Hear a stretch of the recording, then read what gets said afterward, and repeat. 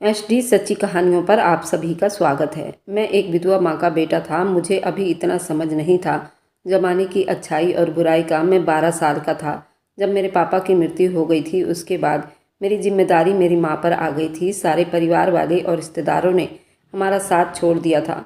उन दिनों मैं बहुत समझदार तो नहीं था, लेकिन मैंने अक्सर छुप छुप कर अपनी माँ को रोते हुए देखा था। सूखी रोटी के टुकड़े वो मुझे पानी में भिगोकर खिलाती और खुद शायद भूखी सो जाती थी। हम बड़ी मुश्किल से समस्याओं से गुजर रहे थे। ऐसी समस्याओं में मेरी माँ ने मेरे सरकारी स्कूल में दाखिला करवा दिया था, इसलिए पढ़ाई में कोई रुकावट नहीं आई थी। माँ ने कुछ घरों में काम करना शुरू कर दिया था ताकि घर का गुजर बसर आराम से हो सके। फिर एक दिन मैंने देखा माँ काम से लौटी तो अपने कमरे में बंद होकर बहुत ज़ोरों से रोने लगी थी। मैं घबराकर माँ के पास गया तो माँ ने मुझे सीने से लगा लिया और बिना कुछ कहे रोती चली गई। माँ का सफ़ेद चेहरा बिल्कुल लाल हो चुका था। उनके आंखें सूज गई थी, लेकिन उनके मुंह पर कोई शब्द नहीं था। मैंने कितनी ही बार पूछा था, माँ क्या हुआ, लेकिन माँ ने कोई जवाब नहीं दिया। फिर मैंने देखा अगले दिन से माँ ने लोगों के घरों में काम करना ही छोड़ दिया था। ऐसा क्यों हुआ था मैं नहीं जानता था। पता नहीं वह कौन सी बात थी जो माँ मुझसे छुपा रही थी, नहीं बता सकती थी। माँ के घरों में काम करने से हमारी समस्याएं जो थोड़ी बहुत अच्छी हुई थी, वह दोबारा से और बुरी हो गई थी। जिंदगी बड़ी मुश्किलों से गुजर रही थी, लेकिन माँ ने दोबारा लोगों के घरों में काम नहीं किया था। अक्सर रात के टाइम एक आदमी आता और माँ को कुछ पैसे देकर जाता। ऐसे ही हमारा गुजर बसर चल रहा था। मैं 13 साल का हो गया। वह आदमी कौन था और क्यों हमारी मदद करता था, मैं इस बात से भी बिल्कुल अनजान था। फिर एक दिन जब मैं स्कूल से आया, मैंने देखा हमारे घर पर एक सूट बूट पहना आदमी बैठा हुआ था। बाहर बड़ी सी सफ़ेद रंग की गाड़ी खड़ी थी। मैंने तो गाड़ी देखकर हैरान था। जब उस आदमी का हुलिया देखकर और ज़्यादा मेरी आंखें खुली की खुली रह गई थी। माँ के साथ मैं बैठा था। जितनी देर में स्कूल के कपड़े बदल करके वहाँ पहुँचता तो वह आदमी जा चुका था। मैंने माँ से हैरानी से पूछा, ये कौन था और क्यों आया था। माँ ने मुझे सीने से लगाया और कहने लगी, बेटा, कब तक हम समस्याओं से ऐसे ही लड़ते रहेंगे। अब तो भूख ने हमारी दुर्गति बना दी है और भूखे पेट से मेरा पेट भी कमर को जा लगा है। इसलिए मैंने एक काम खोज लिया है। ये आदमी मेरे लिए काम लेकर आया था। अब तेरी माँ नौकरी किया करेगी। माँ की बात सुनकर मैं हैरान हुआ था, क्योंकि पिछले 2 साल से माँ यही कहती आई थी कि काश मेरे पास कोई हुनर होता तो मैं कोई और काम कर लेती, पढ़ी लिखी होती तो कोई नौकरी कर लेती। और आज अचानक माँ को कैसे काम मिल गया था। ये आदमी कौन था जो हमारे घर आया था। वे आदमी अभी माँ के लिए काम लेकर आया तो मैं बिल्कुल चौंक गया था। उस आदमी को पहली बार ही मैं अपने घर पर देखा था। माँ ने मेरी आंखों में इतने सारे सवाल देखे तो मेरे सर पर हाथ फेरते हुए कहने लगी, देखो रोहन, आज रात से मुझे काम पर जाना है। एक बड़ी सी हवेली है, उसी में काम करना है। हाँ, मैं रात को जाऊंगी और सुबह लौटकर आऊंगी। सारी रात तुम्हें घर पर अकेले ही रहना पड़ेगा, घर का ख्याल भी रखना पड़ेगा। अब तो तुम इस घर के एक ही सदस्य हो। ये तुम्हारी जिम्मेदारी है कि तुम मेरा साथ दोगे। माँ की बात सुनकर मैंने कहा, हाँ माँ, आप परेशान ना हुआ करो, मैं अकेला रह जाऊंगा। लेकिन आप सारी रात कैसे काम करोगी। रात तो सोने के लिए होती है। आप उन लोगों से कहिए कि वे लोग दिन में आपसे काम करवा लें। मेरी बात सुनकर माँ थोड़ी सी रूखी सी हंसी हंसने लगी थी। बेटा, हर काम एक खास वक्त होता है और हवेली में जो काम मुझे मिला है वह रात को ही किया जा सकता है। तुम बस अपनी पढ़ाई पर ध्यान दो और पढ़ लिख कर बड़ा अफसर बन जाओ, यही मेरी इच्छा है। मैंने माँ से वादा कर लिया कि मैं बहुत मेहनत से दिल लगाकर पढ़ाई करूँगा। और फिर उसी रात से मेरी माँ ने काम पर जाना शुरू कर दिया। बहुत साल के बाद मैंने अपनी माँ को तैयार होते देखा था। माँ ने अलमारी से अपना एक पुराना सा लाल रंग का जोड़ा निकाल कर पहना था। मैं हैरानी से माँ को देखने लगा। माँ बहुत गोरी चिट्टी और खूबसूरत लग रही थी और जो ही कपड़ा पहनती और मेकअप करते ही प्यारी सी लगने लगी थी। पापा की मृत्यु के बाद से माँ ने कभी इतना गहरा बनाव श्रृंगार नहीं किया था। इसलिए मैं पूछ बैठा कि नौकरी पर जाने के लिए ये इतना गहरा रंग क्यों पहना हुआ है आपने। माँ जो कपड़ा पहनने के बाद अपने होठों पर लाली लगा रही थी, उसके हाथ एकदम ही रुके थे। ऐसा लगता था जैसे मैंने कोई गलत बात पूछ ली हो। और फिर मेरी तरफ देखकर माँ कहने लगी, बेटा, यही मेरी नौकरी का हिस्सा है। अपनी माँ को तैयार होता देखकर मुझे खुशी भी हो रही थी, क्योंकि बहुत सालों के बाद मेरी माँ बहुत खूबसूरत लग रही थी। माँ ने अपना साड़ी का पल्लू सेट किया और मेरे माथे को चूम कर घर से निकल गई। मैंने घर का दरवाज़ा अच्छी तरह से बंद कर लिया। कमरे में जाकर सोने के लिए लेट गया। मैंने दिल ही दिल में खुद से वादा भी किया था कि मैं बड़ा होकर अच्छी नौकरी भी करूँगा, फिर माँ को यूँ सारे जहाँ की ठोकरें नहीं खानी पड़ेगी। मेरे दिमाग में कई सवाल भी खुजली मचा रहे थे। वह आदमी जो रात के अंधेरे में हमारी मदद करने आया था, वह कौन था? माँ ने लोगों के घरों का काम क्यों छोड़ दिया था? और माँ को आधी रात को कौन सी नौकरी मिली थी जिसके लिए इतना तैयार होकर जाना पड़ा था? यही सब सोचते सोचते मेरी आंख लग गई थी, और फिर जब सुबह मेरी आंख खुली तो घर का दरवाज़ा बज रहा था। ज़रूर मेरी माँ आ गई थी। मैंने भागकर दरवाज़ा खोला और माँ के गले लग गया। माँ ने मुझे प्यार किया और बहुत सारे शॉपिंग की पन्नी मेरे हाथ में थमा दिए थे। जैसे ही मैंने वो पन्नी खोली तो मेरी खुशी से चीखें निकल गई थी। उनमें गर्मा गर्म हलवा पूरी, नाश्ते के लिए बहुत सारा सामान था। बहुत साल के बाद मैंने ऐसी कोई चीज़ देखी थी। जब तक पापा जिंदा थे वे हमारी हर इच्छा पूरी किया करते थे, लेकिन पापा के जाने के बाद तो कोई भी इच्छा पूरी नहीं हो पा रही थी। माँ की ये नौकरी तो बड़ी ही अच्छी थी, ये सोचकर मैं बहुत खुश हुआ था।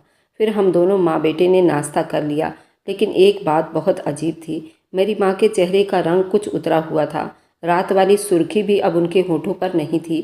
कपड़े भी बहुत ख़राब हो गए थे। शायद माँ काम करके बहुत थक चुकी थी।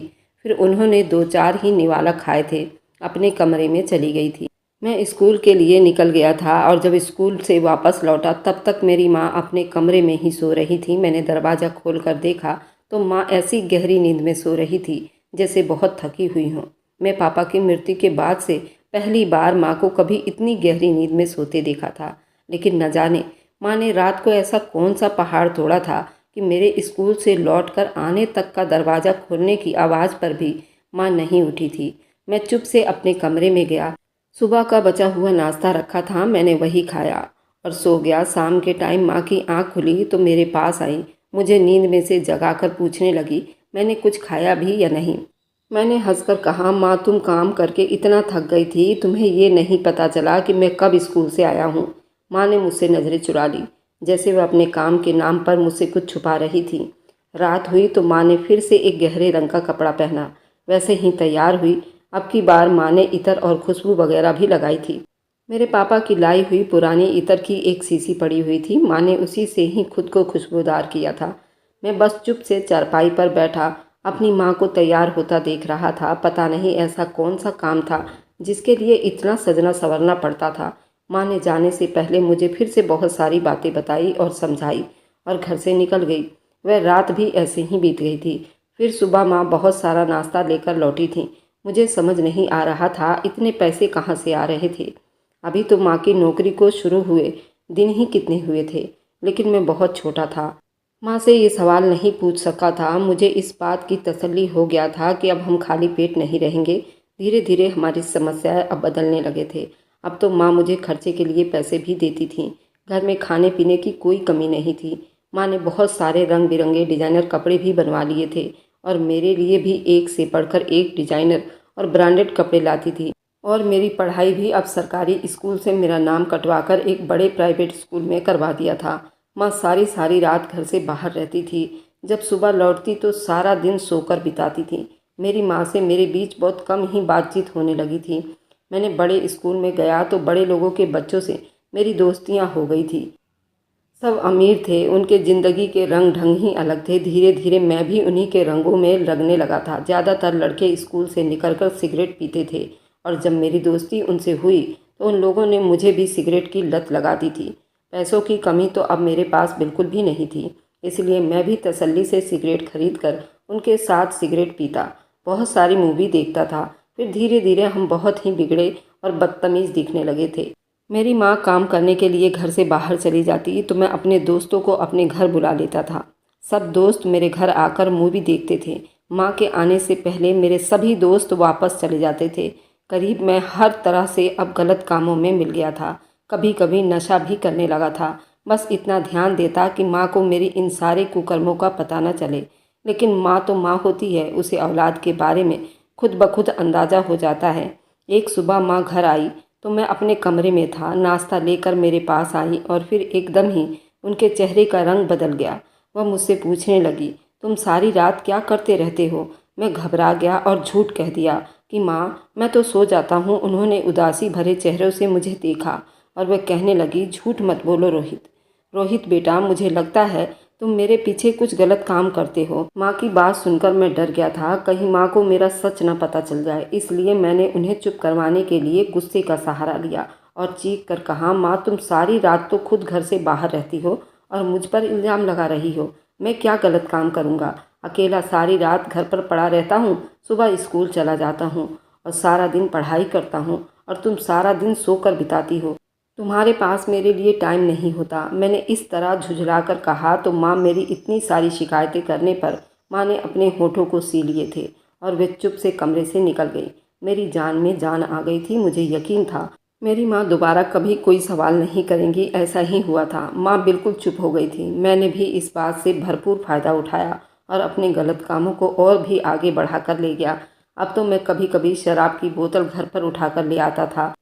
दोस्तों के साथ लड़कियों के बार क्लब में भी जाता था। मैं 16 साल का होने वाला था और 10वीं में पढ़ता था जब एक दिन मेरे एक दोस्त ने कहा, यार, कब तक हम ऐसे ही मूवी देखकर अपना दिल बहलाते रहेंगे?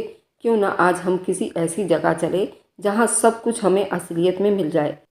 अपने दोस्त राघव की बात मुझे समझ नहीं आई थी और मैंने हैरानी से पूछा, कैसे मुमकिन है? राघव मेरा दोस्त जोर से हंसा और कहने लगा, क्या तुझे मालूम नहीं, अमीर आदमी अपनी औरतों से ज़्यादा दूसरी औरतों से दिल बहलाते हैं। मेरा बाप मेरी माँ को बिल्कुल भी पसंद नहीं करता। वह आए दिन ऐसी जगह पर जाता है जहाँ उसे दूसरी औरतें मिल जाती हैं। मेरे ड्राइवर को ऐसी जगह के बारे में सब कुछ पता है। मैं उसे कहता हूँ वह रात को हमें ले जाएगा।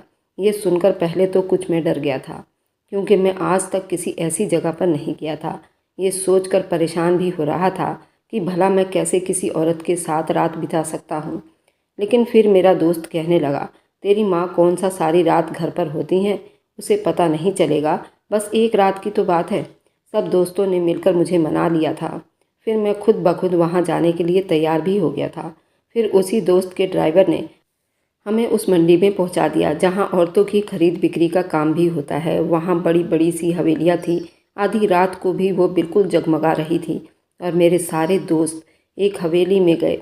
वहां एक बड़ी उम्र की औरत बैठी हुई थी। उसका हुलिया बहुत ही अजीब और आशिकाना था। हम सातों लड़कों को देखकर वे बहुत खुश हुई और कहने लगी, बहुत कम दामों में तुम्हें बहुत खूबसूरत औरतें मिल जाएंगी। लेकिन मेरे कोठे के सिवा कहीं और नहीं जाना। मेरे दोस्त ने उससे वादा कर लिया, हमेशा उसी कोठे पर आएंगे। उसने हम सारे दोस्तों को अलग अलग कमरे में भेज दिया। मुझे बहुत डर लग रहा था, क्योंकि मैंने आज तक किसी ऐसी जगह नहीं आया था। लेकिन यहाँ आने से पहले मेरे दोस्तों ने मुझे शराब पिला दी थी, जो धीरे धीरे मेरे होश हवास खो रहे थे। मैं कमरे के अंदर दाखिल हुआ। वहाँ बहुत हल्की सी रोशनी आ रही थी। एक औरत बिस्तर पर सजी संवरी बैठी थी। मैं धीरे धीरे कदम उठाकर उसके करीब गया। जैसे ही उसने घूंघट उठाया तो मेरे कदमों तले से ज़मीन निकल गई। मुझे अपनी आंखों पर यकीन नहीं आया था, क्योंकि जो औरत मेरे सामने बैठी थी वो कोई और नहीं बल्कि मेरी सगी माँ थी। मुझे देखकर मेरी माँ की आंखें हैरानी से खुली की खुली रह गई थी। उसके होठों पर ताला लग गया था। बस वह फटी फटी निगाहों से मुझे देख रही थी। हम दोनों के बीच बिल्कुल चुप्पी थी। ये चुप्पी मौत से भी ज़्यादा खतरनाक थी। कितने देर ऐसे ही बीत गए थे। फिर मैंने बड़ी मुश्किल से हकलाते हुए अपनी माँ से पूछा था, माँ, तुम यहाँ क्या कर रही हो? यहाँ पर तुम्हारा क्या काम है? तुमने तो कहा था कि तुम नौकरी करती हो, फिर यहाँ क्या कर रही हो? माँ की आंखों से आंसू बहने लगे। उन्होंने मेरी बात का कोई जवाब नहीं दिया तो मुझे गुस्सा आ गया। मैंने अपनी ही माँ के बाल पकड़ लिए और नफरत से पूछा, बताओ माँ, तुम यहाँ क्या कर रही हो? क्या तुम एक तवायफ हो? माँ फिर भी चुप रहीं। मेरी आंखों से आंसू बहने लगे थे। मैं जान गया था मेरी माँ रात के अंधेरे में क्या काम करती हैं। वे कौन सी नौकरी करती थी जिसे हमारी समस्याएं इतनी तेज़ी से बदले थे। मुझे यकीन नहीं आ रहा था मेरी माँ इस तरह गिर सकती हैं। माँ मेरी आंखों में अपने लिए नफरत देखी तो फौरन रोते हुए कहने लगी, रोहित, मुझे गलत मत समझो। बहुत मजबूरी में मैंने ये कदम उठाया था। सिर्फ तुम्हारे खातिर और तुम्हारे अच्छे भविष्य के खातिर मैंने अपना सब कुछ बेच डाला था। मैंने बड़ी घिन से अपनी माँ को देखा था। और कहा, माँ क्या पूरे ज़माने में कोई एक काम भी ऐसा नहीं था जो तुम इज्जत के साथ कर लेती? क्या तुम्हारे जिस्म का सौदा करके ही मेरा भविष्य खुशहाल बनता? माँ रोते हुए कहने लगी, मैंने बहुत कोशिश की थी लेकिन कुछ नहीं बन सका। तुम्हारे पापा के मरने के बाद मर्द भूखे भेड़ियों की तरह मुझ पर हमला करने लगे थे। मैं पढ़ी लिखी नहीं थी, मेरे पास कोई हुनर नहीं था, कम उम्र में ही मेरी शादी कर दी गई थी। इसलिए जब तुम्हारा बाप चला गया तो लोगों के घरों में काम करना शुरू कर दिया। तुम्हें मालूम है, हर घर में कोई न कोई आदमी होता है जिसकी गंदी नज़र मेरे बदन को खाने लगती थी। फिर धीरे धीरे उन मर्दों को जब भी मौका मिलता वह मेरी इज्जत से खेलने लगते थे। उन्हीं सब चीज़ों से तंग आकर मैंने लोगों के घर काम करना छोड़ दिया था। उसके बाद तुम्हारे पापा के दोस्त मेरी मदद करने के लिए आया करते थे। मुझे लगता वह हमारी हमदर्दी में आते हैं, उन्हें हमारा ख्याल है। लेकिन कुछ दिनों के मदद के बाद उन्होंने अपने असली रंग दिखाना शुरू कर दिया था। वे जानबूझकर रात के अंधेरे में आते और पैसे देने के बहाने मेरी इज्जत से खेलते रहते। पहले तो मैं उन्हें टालती रही और तुम्हारे खातिर उनसे पैसे लेती रही, लेकिन फिर वे हद से ज़्यादा गुजरने लगे तो मैंने उनका सहारा भी छोड़ दिया। उस दिन तुम्हें याद है, हम दोनों घर में भूखे पेट सोने लगे थे। जब मैंने घरों में काम करना छोड़ दिया था, हम दोनों भूखे रहने लगे थे। किसी को हमारा ख्याल नहीं था। उस टाइम कोई नहीं था जो हमारी मदद करता। फिर ऐसे में एक दिन वही आदमी जिसके घर से मैंने काम छोड़कर आई थी हमारे घर आया। उसे किसी तरह पता चला था कि मैं विधवा हूँ और बहुत मजबूर हूँ। उसने मुझसे कहा, अगर इज्जत ही बेचनी है तो महंगे दामों पर बेचो। लोगों के घरों में काम करके कुछ पैसों के खातिर इज्जत बेचने की क्या ज़रूरत है? मैं उस वक्त अपनी समस्याओं से इस तरह परेशान हो गई थी कि बिना सोचे समझे हाँ कर बैठी थी। और फिर एक ही रात के बाद मुझे इतना पैसा मिला कि मैं हैरान रह गई। मैं नाश्ता लेकर सुबह घर पहुंची तो तुम्हारे चेहरे की खुशी ने मुझे इस रास्ते पर चलने के लिए बिल्कुल मजबूर कर दिया था। मैं तुम्हें ऐसे खुश देखना चाहती थी और इसलिए हर रात अपने जिस्म का सौदा करने लगी। हम जो खाना खाते हैं, जिस घर में रहते हैं, वे सब यही इज्जत बेचकर मिलता है। ये कहकर माँ बहुत ज़ोर से रोने लगी, लेकिन उसके आंसू मेरे दिल पर बिल्कुल भी असर नहीं कर रहे थे। ये बात मुझसे बर्दाश्त नहीं हो रही थी। मेरी माँ इतने सालों से दूसरों को बिस्तर की शोभा बनती थी। अपनी माँ की सारी समस्याएं मुझे सिर्फ उनके बहाने लग रहे थे। उन्होंने कहा था ये सब कुछ उन्होंने मेरे लिए किया है, लेकिन मुझे लग रहा था माँ ने ये सब अपनी खुशी के लिए किया है। उस टाइम नशा मुझ पर बहुत सवार होने लगा था। मैं सही और गलत सब कुछ भूल चुका था। मुझे किसी भी चीज़ का कोई अंदाज़ा नहीं हो पा रहा था कि मैं क्या कर रहा हूँ।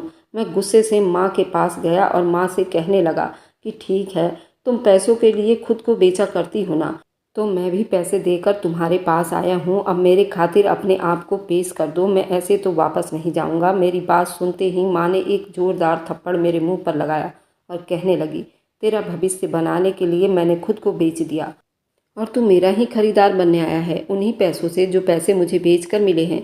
मैं चाहती थी तू अच्छा इंसान बने, पढ़ लिख कर अफसर लग जाए तो मैं भी इस गंदे काम से निकल जाऊंगी, लेकिन तू मेरा ही खरीदार बन बैठा है।